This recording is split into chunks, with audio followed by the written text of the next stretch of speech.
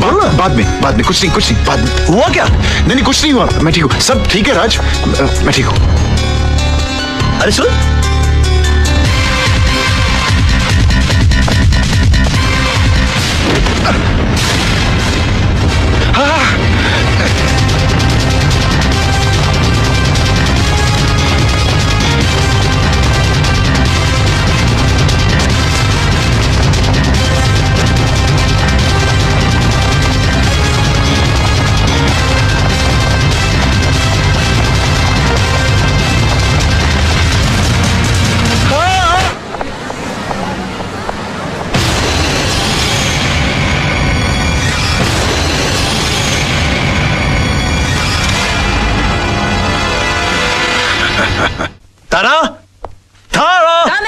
A beautiful gift for the most beautiful woman in this world. Gift? यूं अचानक? बस mood आ गया।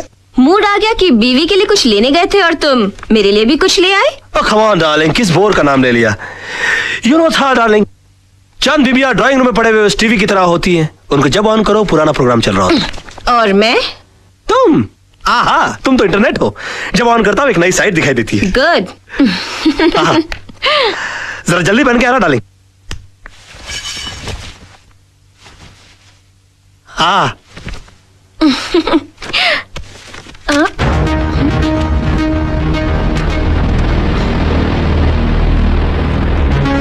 राज, ये कैसेट किसकी है? कैसेट? कौन सी कैसेट?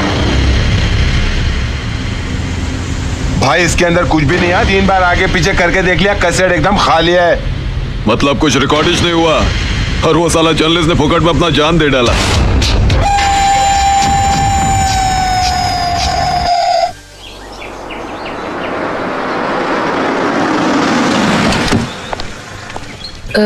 भाई साहब, कविता मात्रे का घर कहाँ है? वो वहां से तीसरा रूम।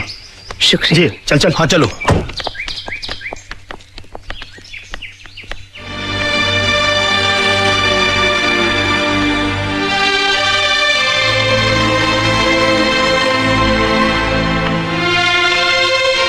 बैठो। कविता, घबराओ मत, मैं हूं ना तुम्हारे साथ। तुम्हें तुम्हारे घर से कोई नहीं निकाल सकता। राज लड़ेगा तुम्हारा केस। मैं तुम्हारे पति के कातिल को सजा जरूर दिलवाऊंगी। तुम्हें इंसाफ जरूर मिलेगा।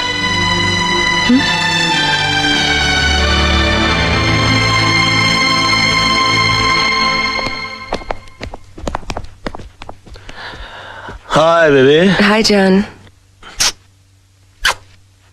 बैठो ना, मुझे तुमसे कुछ बात करनी है। क्या बात है, बड़ी सीरियस लग रही हो आज? तुम्हें मेरे लिए एक केस लड़ना है। एक केस? ये जितने केस लड़ रहा हूँ तुम्हारे लिए तो लड़ रहा हूँ मैं। नहीं नहीं, पहले वादा करो कि ये केस न सिर्फ लड़ोगे, जीतोगे भी। अच्छा समझो तुम जीत गई, बोलो आगे। पूछो तो सही, किसका केस है? हाँ किसका केस है, बोलो। कविता के हस्बैंड का केस, उसके मर्डर का केस।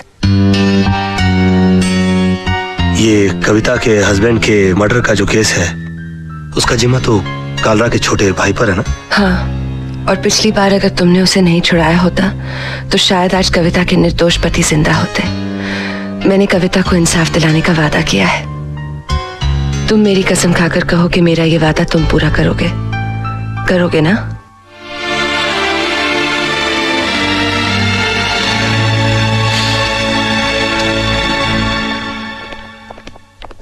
आइए, क्या बात है, आज पूरी मंडली हमारे यहाँ। क्या रे, क्या कर रहा है तू?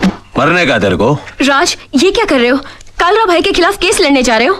कालरा भाई ने तुझे लाइफ में इतना बड़ा चांस दिया, इतना सपोर्ट किया, इसका ये रिटर्न दे रहा है तू? तू कविता को इंसाफ दिलाएगा? तेरा इंसाफ हम कर देंगे, 2 गोली डाल देंगे। तेरा केस कौन लड़ेगा फिर?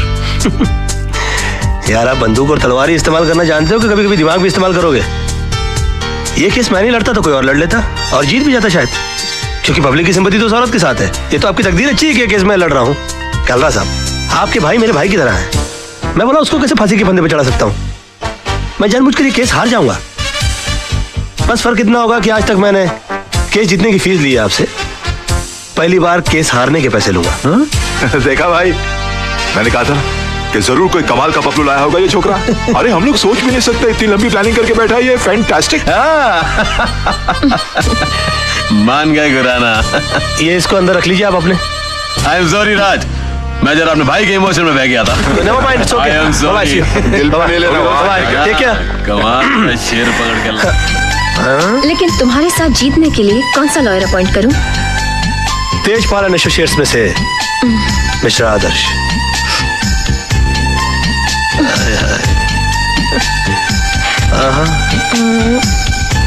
अच्छा तो ये लो। उफ, याद आए। बाबा मेरे को तो बहुत बड़ा लोचा लग रहा है यार। क्या हुआ रे? अरे राज और आदर्श के बीच में 36 का आंकड़ा है यार। राज और आदर्श आपस में एक दूसरे को नीचा दिखाने के लिए एक से एक टिप्पस लड़ा रहे हैं। राज ने यहाँ तक कि आपके भाई का केस है ना आदर्श को भी दे दिया। मेरे को तो पूरी दाल काली लग रही है। बात करके देखो आप।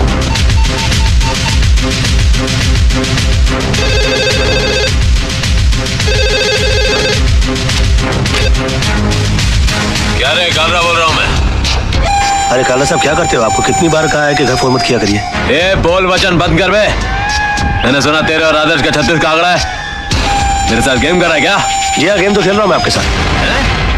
क्योंकि केस लेने के लिए मेरी वाइफ ने मुझे मजबूर किया है और वो अच्छी तरह से जानती है कि मेरे और आदर्श के बीच में टेंशन चल रही है। तो वो कभी सपने में भी नहीं सोच सकती कि ये केस में जानबूझ के हार जाऊंगा। समझ गया आप मेरा गेम? जरा बड़े हो गए हम बच्चे आपके, जरा हमारा ख्याल रखा करिए प्लीज। है आगे से प्लीज है। दिमाग है वो बंदे में, दिमाग तो है।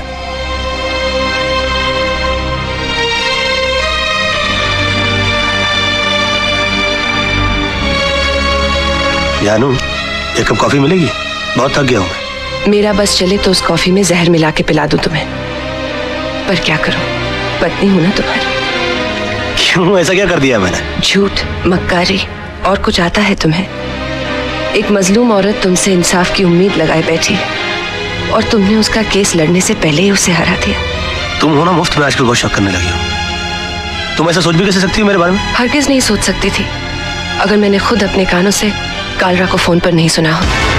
बेबी ऐसा झूठ बोलना पड़ता है हमें फोन पर? एक और झूठ। तुम्हारी सारी जिंदगी एक बहुत बड़ा झूठ बनकर रह गई है। ये 500 रुपए का नोट याद है तुम्हें? ये इसी कविता का केस जीतने पर तुम्हें मिला था। अपने हाथों से तुमने इस पर सत्यमेव जयते लिखा था। तुम ही कहते थे ना, सच्चाई के लिए हर चीज छोड़ी जा सकती है, लेकिन किसी चीज के लिए सच्चाई को नहीं छोड़ा जाता। और आज पैसों के लिए तुम सिवाय झूठ के और कुछ नहीं बोलते। हाँ, झूठ बोलता हूं मैं। तो तुम क्या समझती हो तुम्हारे डैडी झूठ नहीं बोलते? और माफ कीजिएगा आपके जीजा जी, आपके डैडी से भी बड़े झूठे हैं वो। और क्यों ना झूठ बोले वो? एक आदमी अपना घर परिवार चलाने के लिए, उन्हें सुख देने के लिए वकालत का काम कर रहा है और उसकी एवज में वो जिससे पैसा लेता है तो उससे इंसाफ नहीं करेगा वो? आदमी काम क्यों करता है और पैसा किसके लिए कमाता है वो? खुद के लिए कि बच्चों के लिए, बीवी के लिए? नहीं, ये पैसा तुम अपने लिए कमाते हो। अगर मेरी जिंदगी में पैसे की इतनी अहमियत होती तो मैं तुमसे कभी शादी नहीं करती। मैंने तुमसे शादी की तुम्हारी ईमानदारी, तुम्हारी सादगी, सच्चाई देखकर। और जब ये सब चीजें तुम में नहीं रही तो मेरा भी यहाँ रहने का कोई मतलब नहीं बनता। मैं अपने बेटे को लेकर यहाँ से जा रही हूँ। सोना, अगर तुम गई ना। और हाँ, आज कोई बहाना नहीं बनाना, क्योंकि मैं नहीं रुकूंगी। और एक और बात, तुम्हें एक और केस लड़ना है, हमारे डिवोर्स का।